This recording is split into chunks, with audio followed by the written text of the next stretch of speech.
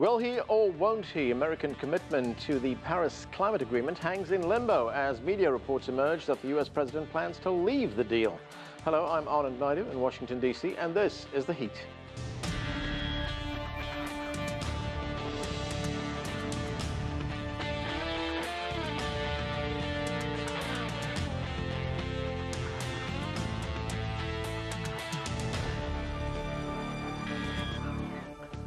It all started with a tweet. Early Wednesday, US President Donald Trump took to Twitter to share that he will be making a decision on the Paris Climate Agreement this week. Media reports emerged expecting the president to announce that the US will be pulling out of the deal. In an off-camera White House press briefing, Sean Spicer said the president has not made any decisions yet. So what's next for the International Climate Accord? Joining me now to discuss that, Nathan King is a correspondent for CGTN. Michael Dorsey is co-founder and vice president of strategy at US Climate Plan. Tao Zhang is founder and managing director of the green innovation and investment firm Dow Ventures. And Frederick is senior fellow for climate and energy at the Heartland Institute. Thank you to all of you for joining us. Nathan, let me start with you. So we've been hearing these reports all day, media reports, that President Trump is considering pulling out of the Paris Climate Accord. What do we know? Well, you know, he said in a press encounter with the Vietnamese Prime Minister that he's still deciding. He's hearing from those who support it, those who don't. The big question is why. You know, he campaigned on leaving, and he hasn't made a decision yet. He kept European leaders in Europe and the G7 dangling over the weekend, alienating potential allies over that. And it all seems to be a bit like a sort of reality TV show where one side's going to win and one side isn't. We know that his advisors, for example, are split. His daughter, Ivanka, is for staying in, as is Rex Tillerson, the Secretary of State, former CEO of ExxonMobil, by the way, the big oil company. And then there are others, the nationalists, if you like, who basically want America first and them to pull out. But essentially, they pulled out already. And what do I mean by that? Well, it is basically a voluntary treaty, not enforceable by any action, and they've already rolled back lots of regulations that can only really lead to more greenhouse emissions down the road. So he's done it in terms of rolling back regulations already. All that really he needs to do is pull out. And even if he stays in, a lot of people are thinking, well, if he stays in, he's going to weaken the agreement, that the world won't hit its targets and encourage other countries not to hit their targets too. Tao Zhang, this is an international agreement, and one of the other countries that was a prime mover behind the signing of the Paris Accord was, of course, China. Now, if the United States pulls out, how does China proceed? I won't be surprised if China continued to proceed along the path it's been pursuing. I think, in a way, this could be it presents an opportunity for China to redefine its global leadership role. Especially in the climate area, as we look at it. I think, as you probably know, that Chinese President Xi Jinping already reiterated China's commitment to Paris Climate Agreement in January in Davos, Switzerland, at the World Economic Forum. And if you look at the data, and China has been doing and is planning to do more things to help address climate change issue, both in China and globally on a moving forward basis. So at the start of this year, the Energy Agency in China, they announced plans to pour $360 billion into renewable energy by end of this decade. And they just announced the stoppage of more than 100 new coal-fired power plants in China, right. And they continue to do more things along this route in order to help address the climate change in China, to contribute their share of what they need to do for this in order to save the planet per se. All right, Michael. One of the broad points of this agreement is to keep temperatures from rising beyond the 1.5 degrees Celsius that the agreement talks about. If we look at the nuts and bolts of how this thing actually works, if the U.S. pulls out, what happens? You know, I think the reality is that if the U.S. does leave, it sends a momentary signal of essentially a lone laggard in the White House. But the fact is that you can't really stop the trillion-dollar train, which is the growth, the explosive growth of the renewable energy sector. Right now, you've got 280 institutional investors with over $17 trillion of money under management saying that they're full in. You look at 1/3 of the Fortune 100 is full in. So the reality is that the agreement in Paris, and myself and others were there when they were doing the negotiations. It sets up a framework for where we need to go. Most people accept that it's not enough, but so many actors at the government level, China with the EU and Canada a week before the G7 said they're going to move in and continue leading. Companies are also leading. So really the momentum for this process is surging forward.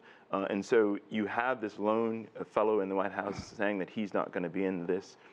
You can't really stop a process that's really rushing forward, leaving the old 20th century technology behind. Is it a question of optics, of symbolism, really?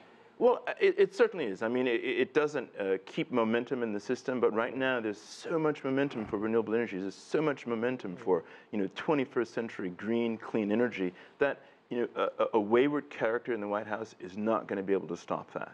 We certainly want the U.S. in, but countries around the world are stepping up to the plate. Companies are stepping up to the plate in huge ways. The three trillionaires, as I like to call them, Amazon, Apple, and Google or Alphabet, almost $1 trillion each market capitalization. They've said they're leading this process. So you can't stop this thing right now. We want the U.S. in, but that's not going to really slow down a process that's trundling forward. Frederick, what are your thoughts on the possibility of the U.S. pulling out? I think the U.S. will pull out, and I think the stories that we have seen this last week say that we will pull out. I think there's a basic underlying factor that people don't recognize and don't talk about, and that's the context for when the president made the comment that he made about pulling out of Paris was when he introduced the America First Energy Plan, which is a fossil fuel-based energy plan that in May of 2016 in Bismarck, North Dakota. I want to take strong objection to the characterization that has just been made about this great president as a wayward character in the White House. He is the leader of the free world. He is the president of the United States. The U.S. is by far the most important economy on earth. The U.S. will continue to be the most important economy on earth, and the reason we have the great wealth that we have here is because we have developed our fossil resources the way that we have, that we will continue to under the America First Energy Plan, and it will drive the world to a fossil fuel future under the leadership of President Trump. The America First Energy Plan talks about using all of our oil, coal, and natural gas resources, all. There is no reference in it at all to CO2, to carbon dioxide emissions or greenhouse gas emissions in any context. The day that Donald Trump became President Trump at noon, the very first thing to be posted on the White House webpage was the America First Energy Plan. All references to climate change and the hoped-for Obama legacy went by the by. So the U.S. is going to lead the world to a fossil fuel future, what I call fossil fuels forever. And renewables obviously have their place, but renewable penetration in the Western countries has resulted in ruinous impacts on people and economies in Western Europe that have the highest electricity prices on earth, and Australia, and in California, and in the Northeast U.S. This is a bad agenda. And that is what the debate is about right now. Michael, you want to respond to that? I mean, it's laughable. There's more people working in solar in Texas than all of oil and gas. There's more people in California in solar than there are in the media industry. There are fewer people in coal than at Walmart. You've got more workers at Walmart than you have in the coal sector. This is the kind of silliness that wayward people offer you. The fact is that you've got a world that's repositioning itself, and actually well repositioned, to move forward with the renewable energy, and that's happening, like it or not. The numbers are there, the money's there, the momentum's there, and I think it's actually fair to call a president that says he's going to walk out of an agreement against the supermajority of the world, the leadership, companies, and so forth, and a growing momentum. Today, even the largest publicly traded oil company, 62%, almost 3/4 of its shareholders, said, look, we want you guys to report on your climate exposure, your exposure to climate change. This is excellent. Exactly. So, so the whole world is going with this. And so if you step out of lock, you are waiting. Let me bring Nathan into this. Nathan, there's a global dimension to this, a global political dimension, I should say, that the United States is out of step with the rest of the world. Let's listen to what the German Chancellor Angela Merkel had to say after the G7 summit, where this was a big issue. Let's watch. Das Abkommen von Paris 2015. The Paris Agreement of 2015 was a historic step, but for a historic success, we still have a long way ahead of us. How long and how rocky this path will be became clear at the G7 talks at the weekend, when no agreement was reached with the United States. And that is why I had to say that the consultations were very unsatisfying. But I think it was good that we didn't gloss over our differences. So Nathan, is the United States standing here as the lone outlier on this? No, because there's Syria and Nicaragua too. Remember, that aren't parties to the Paris Agreement. But they will be in a very small club. You're absolutely right. Can I just go back to what was before, because we had that disagreement, wonderful disagreement in the studio, and that just shows the lack of consensus in the US political class on climate change. You have one group that really wants to go forward with green technologies, sees the global demand, sees the global opportunity, and others who basically think that the US is being done out of its birthright globally, that it can produce oil and natural gas and coal from within the country. And that is why we've seen this big political divide, not just under the Trump administration, but also, remember, going back to the Clinton years where they signed onto the Kyoto Protocol, only to have George W. Bush come in and actually pull out of it. We are seeing that happen again. And while that political division remains here in the United States, the US could not lead on climate change. Had Hillary Clinton come in, then obviously she would have carried on the Paris Climate Agreement. But there is not political consensus in this country, hence you can't pass a treaty or anything like that.